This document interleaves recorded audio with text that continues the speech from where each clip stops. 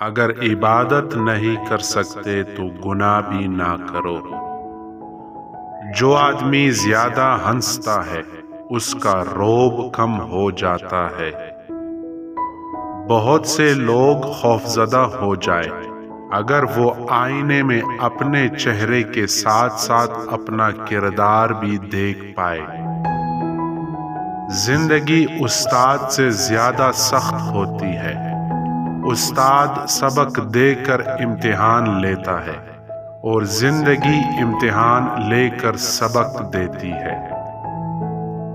اپنے حصے کا کام کیے بغیر دعا پر بھروسہ کرنا حماقت ہے اور اپنی محنت پر بھروسہ کر کے دعا سے گریز کرنا تکبر ہے۔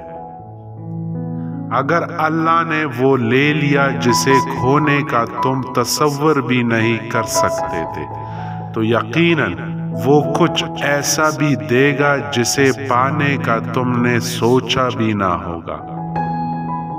عقل مند اپنے آپ کو پست کر کے بلندی حاصل کرتا ہے اور نادان اپنے آپ کو بڑھا کر ذلت اٹھاتا ہے۔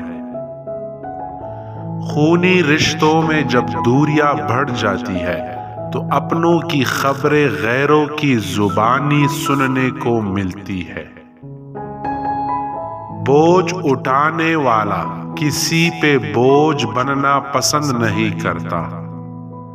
نماز مٹی سے بنے انسان کو سونا بنا دیتی ہے۔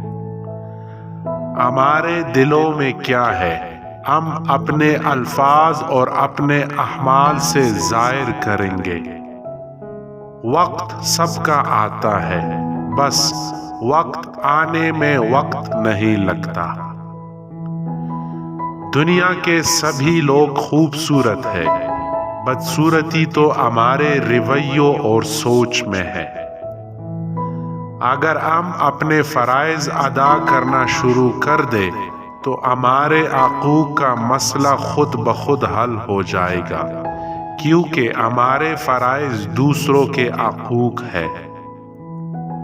خوبصورتی کی کمی کو اخلاق سے پورا کیا جا سکتا ہے، مگر اخلاق کی کمی کو خوبصورتی پورا نہیں کر سکتی۔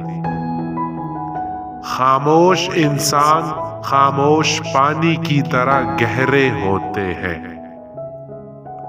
وقت سب کو ملتا ہے زندگی بدلنے کے لیے، لیکن زندگی دوبارہ نہیں ملتی وقت بدلنے کے لیے۔ اپنے آپ کو عزت دو گے تو دوسرے آپ کا احترام کریں گے۔